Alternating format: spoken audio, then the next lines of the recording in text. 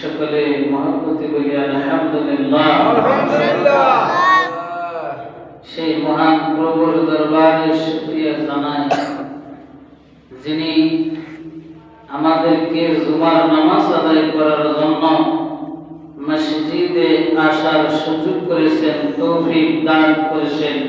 সকলে আরেকবার বলি আলহামদুলিল্লাহ। আর শুকরিয়ার ব্যাপার, যাকে সৃষ্টি না করলে আল্লাহ তাআলা কোনো কিছু সৃষ্টি করতেন না। আল্লাহ রাব্বুল আলামিন আমাদের সকলকে তার সেই প্যারা হাবিব সাইয়্যিদুল মুরসালিন রাহমাতুল লিল আলামিনের উপর কয়েক মর্তবা দরুদ পড়ার সুযোগ করে দিয়েছেন। সকলে আরেকবার বলি আলহামদুলিল্লাহ। আলহামদুলিল্লাহ।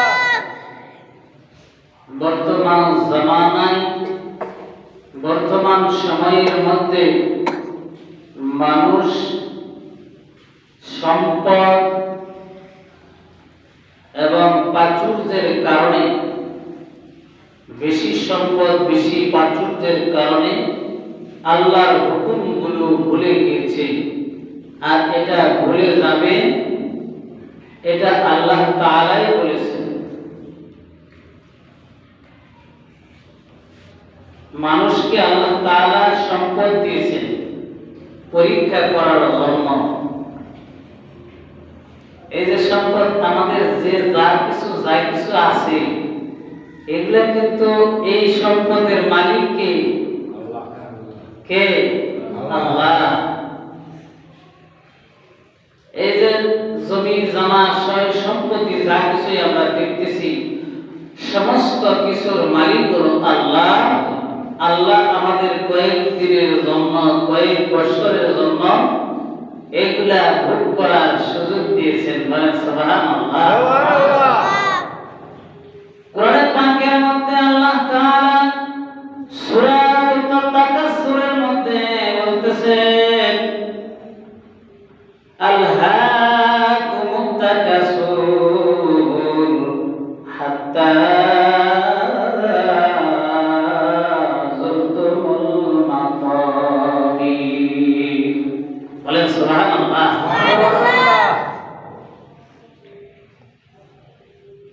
যে কিছু কিছু লোক আছে যারা আমি আল্লাহকে ভুলে যাবে, আমি আল্লাহর নিয়ামতকে ভুলে যাবে,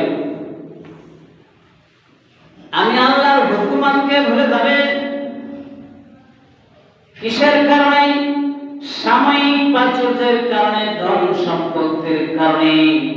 কিছু কিছু মানুষ আছে যাদেরকে আমি সম্পদ দিয়েছি, সেই সম্পদের প্রাচুর্যতার কারণে সেই ব্যক্তিগুলো আমি আল্লাহকে ভুলে যাবে। কথা ঠিক না? আল্লাহ কোরআনে কারিমের আয়াতগুলো এমনি নাযিল করেন নাই।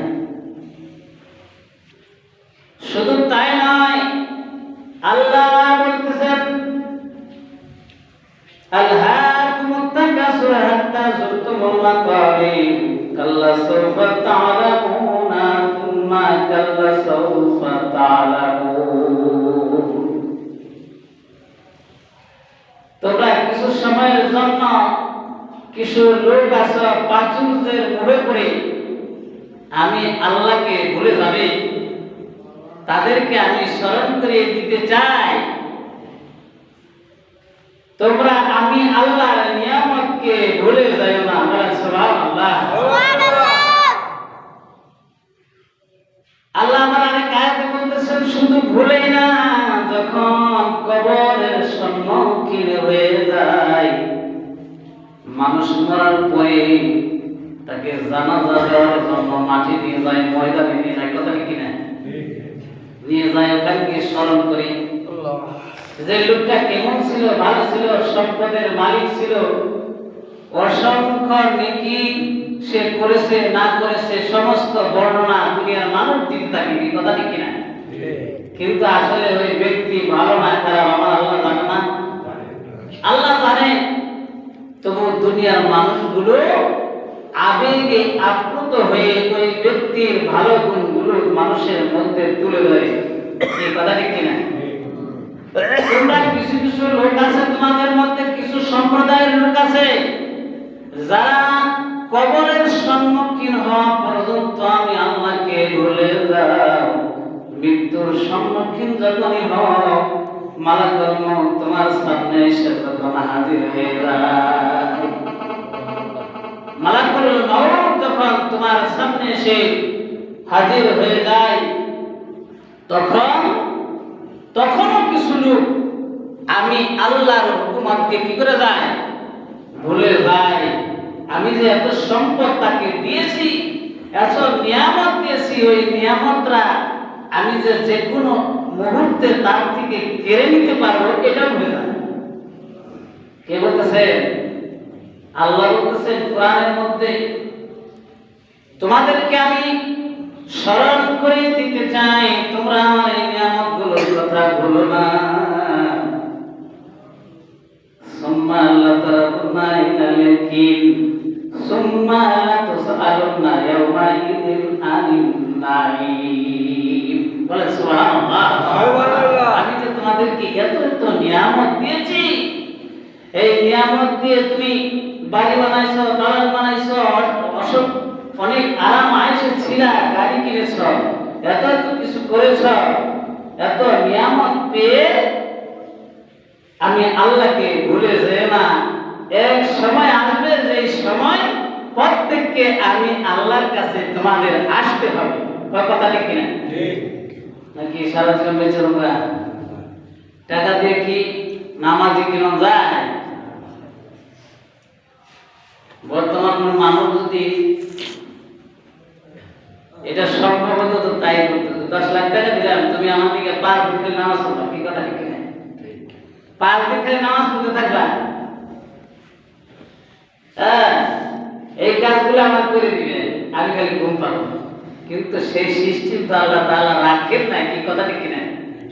সেই সিস্টেম রাখেন না। তুমি যত কোটিপতি হও না কেন, তোমার এই কপালটাকে, তোমার এই মাথাটাকে আমি আল্লাহর কুদরতি কদমের মধ্যে সিজদায় অবনীত করতে হবে। বলে সুবহানাল্লাহ। সিজদায় গিয়ে তেলাওয়াত করবে সুবহান রাব্বিয়াল আলা। সিজদায় গিয়ে বলতে হবে, এই তাসবিহ যখন তেলাওয়াত করবে আল্লাহ তাআলার বরত্বের শুকরিয়া আদায় করবে। আল্লাহ আপনি বড়, আপনার চেয়ে বড় পৃথিবীর কেউ নাই, একমাত্র আপনি ইবাদতের যোগ্য, আপনাকে সিজদা করি, আর কারো কাছে আমার এই মাথা নত করি না। বলে সুবহানাল্লাহ। পৃথিবীর কোন মানুষের কাছে কি মাথা নত করার সুযোগ আছে? নাই। একমাত্র আল্লাহ তাআলা ইবাদতের জন্য আল্লাহ তাআলা দুনিয়াতে পাঠিয়েছেন। খলাকতুল জিন্না ওয়াল ইনসা ইল্লা লিয়াবুদুন। আল্লাহ কোরআন কারীমের মধ্যে বলতেছেন, আমি মানুষ এবং জিন জাতিকে আমি আল্লাহর ইবাদত করার জন্য সৃষ্টি করেছি। এই যে চেহারাটা আল্লাহ তো সুন্দর করে বানাইছেন, এই চেহারাটা একমাত্র আল্লাহর জন্যই অবনীত হবে। বলে সুবহানাল্লাহ। আর যদি কেউ এই ক্ষেত্রে অহংকার করে, এই ইবাদতের ক্ষেত্রে যদি কোনো ব্যক্তি অহংকার করে, কোনো ব্যক্তি যদি নিজেকে তাকাব্বুরি ভেবে নিজের অহমিকা প্রকাশ করে, আমি কারো কাছে মাথা নত করি না, আমার ইবাদতের দরকার নাই, কি কথা কি না? লোক আছে নি? না, কোনো ইবাদত নাই, আমার সয় সম্পত্তি কম আছে, 2-3টা মসজিদ বানিয়ে দেবো, ওখানে আমি নামাজ পড়বো, আর খালি ওই পরিস্থিতির উচিলে আমি জান্নাতে যাবো। কি কথা ঠিক কিনা? এরকম লোক আছে নি? আছে, আমাদের চোখে নাই, আমরা দেখেও দেখি না, এরকম কিছু লোক আছে। আপনি যদি 50 টাকা না, আপনি যদি কাবা শরীফের একটা গিলাফ কিনে দেন, নিজের টেয়া দেন, এই যে কাবা শরীফের গিলাফ পড়েছে না, চারিদিকে একটা কালো গিলাফ, ওইটাও যদি কিনে দেন, আর যদি নামাজ কেউ অস্বীকার করেন, তাহলে কি আপনি জান্নাতে যেতে পারবেন? কি কথা কর না কেন? এদিকে কথা কেন, এই পাশে কথা কেন? নামাজ না জান্নাতে যাওয়া যাবে? কেননা আল্লাহ তাআলার একটা হুকুমকে অস্বীকার করলে সে কোনো কথা ছাড়া, এটা কোনো বিনা ফতোয়ায় সরাসরি কাফির। আল্লাহ তাআলার কোনো একটা হুকুমকে অস্বীকার করে অবজ্ঞা করলে সে কাফির হয়ে যাবে। আল্লাহ তাআলার হুকুমকে অস্বীকার অবজ্ঞা কোনটাই করা যাবে না। যখনই আমি এগুলা না করবো তখনই আমার মধ্যে একটা আল্লাহর প্রেম জাগ্রত হবে। বলে সুবহানাল্লাহ। এই যে আমরা সিজদা করি নামাজের মধ্যে, কেন করি জানেন? কেন করি? এই সিজদা করে আল্লাহকে খুশি করার জন্য। বলে সুবহানাল্লাহ। সিজদা করলে আল্লাহ খুশি হয়।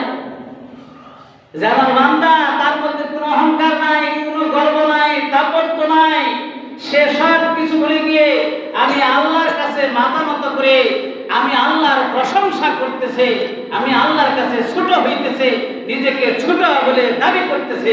বলে সুবহানাল্লাহ। আল্লাহ খুশি হয়ে যায়। খুশি হয়ে আল্লাহ তাআলা তার ওই বান্দার জীবনের গুনাহগুলি মাফ করে দেয়। আর যদি অহংকার নিয়ে বলি নাই, শয়তান ইবলিশের মতো যদি বলি যে হ্যাঁ আমি এত ইবাদত করছি, এত ইবাদত করছি, আমি এত ইবাদত করার পরে আল্লাহর এই হুকুম আমি পালন করব না, এরকম যদি কোনো বান্দা করে তার অস্তিত্ব থাকবে? থাকবে না। সে যত বড় কোটিপতি আর যত অধিপত্যের মালিক হোক না কেন, সারা পৃথিবীর রাজশাহী যদি তার মধ্যে দিয়ে দেয়, কোনো লাভ হবে না। আল্লাহ বলতেছে সমস্ত কিছুর বাদশাহের বাদশাহ হলো আমি আল্লাহ। বলে সুবহানাল্লাহ।